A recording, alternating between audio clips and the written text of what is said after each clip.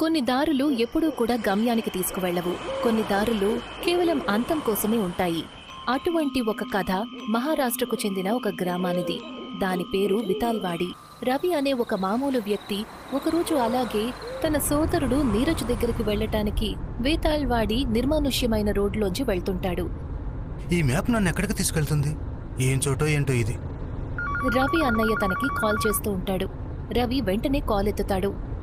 అన్నయ్య, ఏంటి పరిస్థితి? ఇంకా రాలేదేంటి? ఏమో అన్నయ్య, ఈ జీపీఎస్ నాకు విచిత్రమైన రూట్లు చూపిస్తుంది. ఎటు చూసినా అడవే, ఎక్కడ కూడా లైట్లు లేవు. బహుశా రేపు ఉదయానికి వస్తానేమో. నువ్వు రాత్రి వేళ తెలియని రూట్లోనా?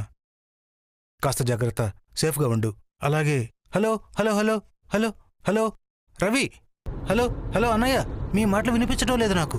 నెట్వర్క్ లేని కారణంగా మాటలు సరిగ్గా వినిపించవు. కాల్ కట్ అయిపోతుంది. అదే సమయం రవి కారు కూడా ఆగిపోతుంది. ఇంజిన్ ఒక జర్కిచ్చి ఆగిపోతుంది. రవి కార్ నుంచి బయటికొస్తాడు. రవి కార్లోంచి బయటికి రాగానే అడవిలో నుంచి ఒక శబ్దం వినిపిస్తుంది. అడవి మధ్యలో ఏదో పూజ జరుగుతున్నట్టు. రాత్రి 2 గంటలకి అడవి మధ్యలో పూజ జరుగుతుందా? రవికున్న ఆతృత తనని ఆ శబ్దం వైపు తీసుకువెళ్తుంది. తన మనసులో ఎన్నో ప్రశ్నలు తలెత్తుతాయి. అడుగులు తడబడుతూ వేస్తాడు. కాని తను ముందుకు వెళ్తాడు. అడవి మధ్యలో ఒక చిన్న చోట నలుగురు తమ భుజం మీద ఒక పల్లకిని మోసుకుంటూ వెళ్తారు. వాళ్ల కళ్ళకి పట్టి కట్టుంటుంది. పల్లకి ఇంత రాత్రి వేళ? రవి పల్లకిని చూస్తూ ఉంటాడు. ఆ పల్లకి ముందుకు వెళ్తూ ఉంటుంది.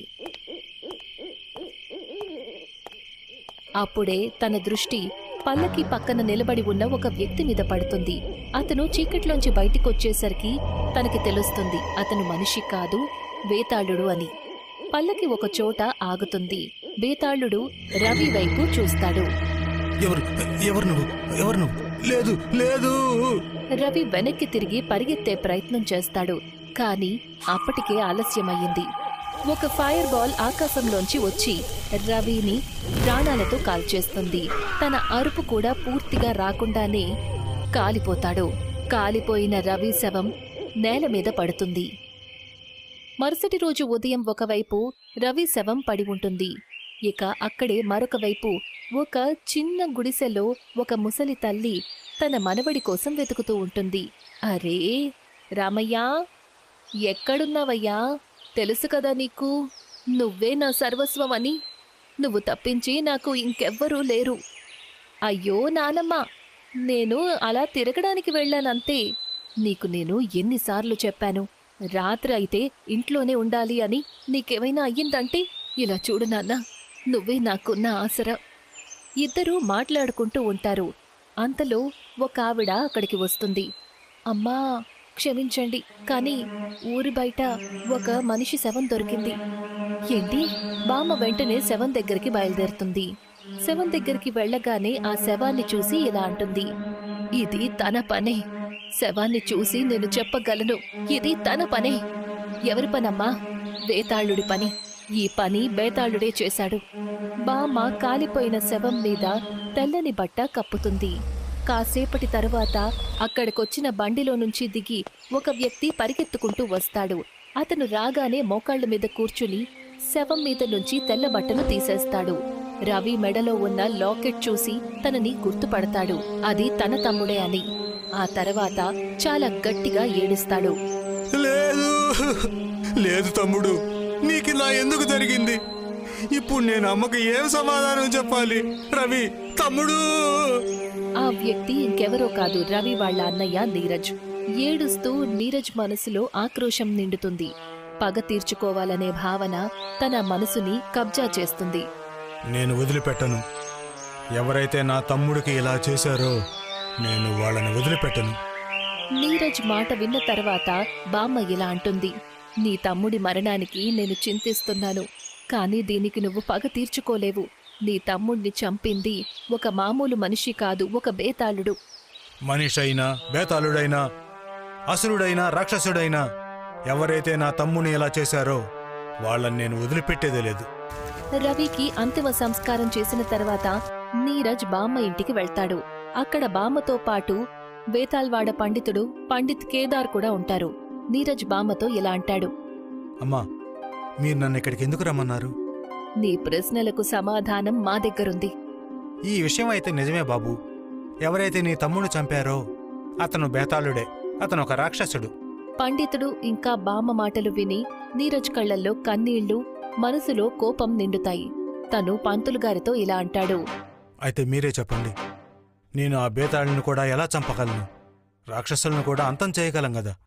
చెప్పండి, ఎవరు చెప్పగలరు నాకు ఆ బేతాళుని ఎలా చంపాలో? నువ్వు చెప్పింది నిజమే నాయనా. బేతాళుని చంపగలవు. అతన్ని ఎలా చంపగలమో అది ఈ ఊర్లో ఇద్దరికి మాత్రమే తెలుసు. వాళ్ళలో ఒకరు నేను. కానీ తనని చంపడానికి ముందు నువ్వొక విషయం తెలుసుకోవాలి. ఈ ఊరి పేరు బేతాళవాడ అని ఎందుకొచ్చిందో. చాలా ఏళ్లుగా ఈ ఊళ్ళో బేతాళుణ్ణి పూజిస్తున్నారు. బేతాళుడికి మందిరం కూడా ఈ ఊర్లో ఉంది. కానీ సుమారు 9 ఏళ్ల క్రిందట ఒక పెద్ద మర్రిచెట్టు కింద ఒక అఘోరి వచ్చి బేతాళుడికి పూజ చేశాడు. ఏ వినాశ స్వాభిమానం అశ్రామన్ స్వాహ, ఏ బేతాళ స్వాభిమానం అశ్రామన్ స్వాహ. పౌర్ణమి రోజు రాత్రి కూడా ఆ దారి వైపు నుంచి నేను మా ఇంటికి వెళుతూ ఉన్నాను. అప్పుడు నేను ఆ అఘోరిని బేతాళుని పిలిచే హోమం చేయడం చూశాను. తన మంత్రాలను వినగానే నేను తనతో అన్నాను, ఇదిగో అఘోరి, నువ్వెందుకు ఈ బేతాళుడి మంత్రాలను జపిస్తున్నావు? నువ్వు ఈ ఊరికి బేతాళుని పిలవాలనుకుంటున్నావా? నేను ఆ మాట అనగానే ఆ అఘోరి తన కళ్ళు తెరుస్తుంది. నాతో ఇలా అన్నాడు, బేతాళుడు పుట్టుకొచ్చాడు. బేతాళుడే కదా పల్లకిని మోసేవాడు. భవిష్యత్తులో ఎవరైనా ఆ పల్లకీని చూస్తే మంటలు వాళ్ళని భస్మం చేస్తాయి. ఏ బేతాళుడికైతే మీరు పూజలు చేస్తున్నారో ఇప్పుడు అదే బేతాళుడు మీకు శాపంగా మారతాడు. నేను ఇంకేమైనా తన ప్రశ్నించే లోపే ఆ ఘోరి తను పెట్టుకున్న హోమగుండంలో దూకేశాడు. వెంటనే అతడు మంటల్లో కాలిపోయాడు. నాకు అసలు ఇంతవరకు తెలియలేదు అసలు ఆ ఘోరి బేతాళుణ్ణి ఇక్కడికి ఎందుకు పిలిచాడని. పంతులక్కడ అఘోరీ కథను చెప్తూ ఉంటాడు. ఇక్కడ ఆకాశం నల్లగా మారిపోతుంది. పంతులుగారు, నేను వెళ్తున్నాను ఆ బేతాళుణ్ణి చంపేయడానికి. కానీ నీరజ్ ఏవైనా చెప్పేలోపే అక్కడ్నుంచి వెళ్ళిపోతాడు. ఎక్కడైతే తన తమ్ముడు రవిని చంపాడో అదే చోటికి వెళ్తాడు. ఎప్పుడైతే తనక్కడికి చేరుకుంటాడో అప్పుడు మళ్ళీ ఒక్కసారి అక్కడ పూజ చేసే శబ్దం వినిపిస్తుంది. ఒక వెలుగు కూడా అటువైపు నుంచి వస్తుంది. నీరజ్ కూడా ఆ శబ్దాన్ని విని అటువైపే వెళ్తాడు. నీరజ్కి బేతాళుడి పల్లకి కనిపిస్తుంది.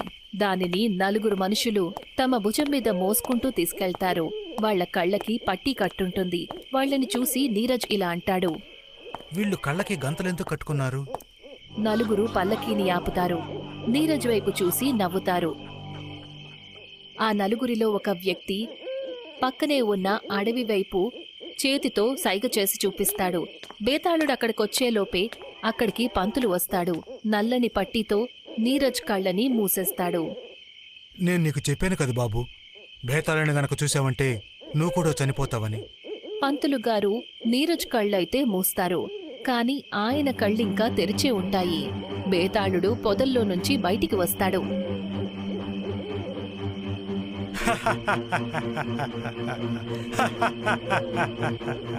తన గొంతు వినగానే నీరజ్ చెవులను మూసుకుంటాడు. కాని పంతులు గారు, వద్దు వద్దు, ఈ శాపం నాకు తగలదు.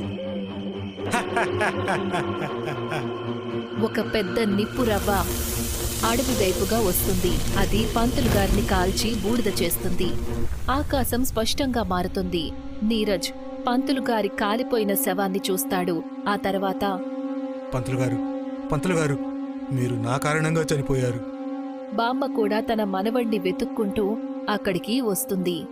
పంతులు గారి శవాన్ని చూస్తుంది.